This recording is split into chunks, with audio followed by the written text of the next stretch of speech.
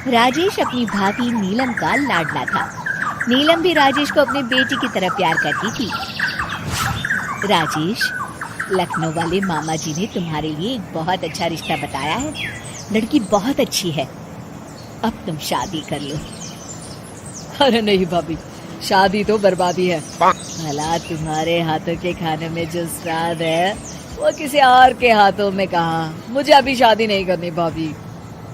राजेश की ना नुकुर करने के बावजूद घर वाले उसकी शादी करवा देते हैं, लेकिन फिर भी राजेश अपनी भाभी का पल्लू नहीं छोड़ता। वो अपनी पत्नी को बिल्कुल तवज्जो नहीं देता था। उसके लिए उसकी पत्नी सुधा का होना ना होना बराबर था। अरे राजेश, तुम अकेले बाहर जा रहे हो, सुधा को भी लेते जाओ। अरे क्या भाभी, हफ्ते में एक दिन तो छुट्टी मिलती है और आप वो भी खराब करना चाहती हैं। सुधा बाहर जाके क्या करेगी, वो घर में ही ठीक है। वैसे मुझे देर हो रही है भाभी, चलता हूँ मैं।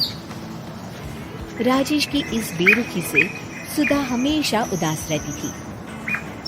फिर एक दिन नीलम इस विषय को लेकर अपने पति से चर्चा करती है। सुनिए जी, राजेश को कब अकल आएगी? वो तो सुधा की बिल्कुल कदर ही नहीं करता। अब आप ही बताइए, ऐसे कैसे चलेगा? तुम ठीक कहती हो, राजेश को सही रास्ते पर लाना ही पड़ेगा। चलो, मैं तुम्हें एक उपाय बताता हूँ। फिर 2 दिन के बाद नीलम बाजार से खरीदारी करके घर लौटती है। ये लीजिए माँ जी, मैं आपके लिए नई साड़ी लेकर आई हूँ। बबलू, ये तुम्हारे लिए। नीलम सबके लिए कुछ न कुछ लेकर आती है। भाभी, आप मेरे लिए कुछ नहीं लेकर आई क्या? अरे राजेश, तुम क्या समझते हो, मैंने कोई बैंक खोल रखा है या फिर घर के आंगन में पैसों का पेड़ लगा रखा है? तुम हर बात के लिए मुझसे उम्मीद क्यों रखते हो? अब बड़े हो गए हो, अच्छा कमाते हो। क्या भाभी, मैं तो बस। अरे बस भी करो, तुम्हारी ये बच्चे जैसी ना समझ बातें सुनने के लिए मेरे पास बिल्कुल वक्त नहीं है। नीलम राजेश को झिड़ककर वहाँ से चली जाती है। राजेश अचानक अपनी भाभी का ये रूप देख असमंजस में पड़ जाता है। फिर एक दिन नीलम रसोई घर में खाना बना रही होती है कि तभी राजेश वहाँ आता है। भाभी, आज मैंने अपने बॉस से वादा किया है कि उनके लिए आपके हाथों का बना गाजर का हलवा लेकर आऊंगा। आपके हाथ से बने गाजर के हलवे में तो जादू है, जादू। मेरे बॉस तारीफ करते नहीं थकते। प्लीज अब जल्दी से बना दीजिए ना भाभी। नीलम राजेश के ऊपर भड़क जाती है।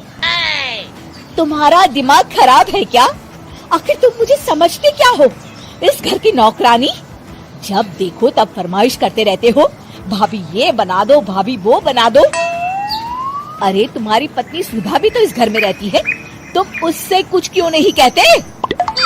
भाभी, आप इस तरह की बातें क्यों कर रही हैं?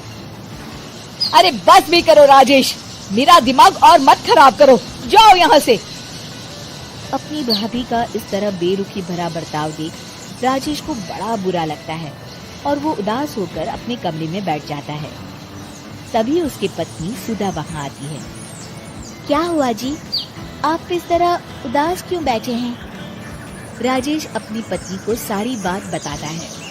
राजेश की बात सुनकर सुधा मुस्कुरा के कहती है, बस इतनी सी बात। चलिए जी, मैं आपके बॉस के लिए गाजर का हलवा बना देती हूँ। अरे छोड़ो, तुमसे नहीं हो पाएगा, रहने दो। आप तो बस देखते जाइए जी, अभी आती हूँ मैं। थोड़ी देर के बाद सुधा हलवा बना के राजेश को देती है। फिर राजेश अपने ऑफिस चला जाता है। शाम को जब राजेश घर आता है तो खुशी के मारे अपनी पत्नी सुधा को गले लगा लेता है। अरे वाह सुधा, तुमने तो कमाल कर दिया। सच में क्या स्वादिष्ट हलवा था। मेरे बॉस बहुत तारीफ कर रहे थे और इस हफ्ते घर आ रहे हैं तुम्हारे हाथों का खाना खाने। और इतना ही नहीं, उन्होंने मेरा प्रमोशन भी कर दिया है। सच? हाँ, मुझे माफ कर दो सुधा, आज तक मैं तुमसे गैरों की तरफ पेश आता रहा। अरे ये कैसी बातें कर रहे हैं जी, मैं तो आपकी पत्नी हूँ। धीरे धीरे राजेश अपनी पत्नी के साथ पूरी तरह घुल मिल जाता है।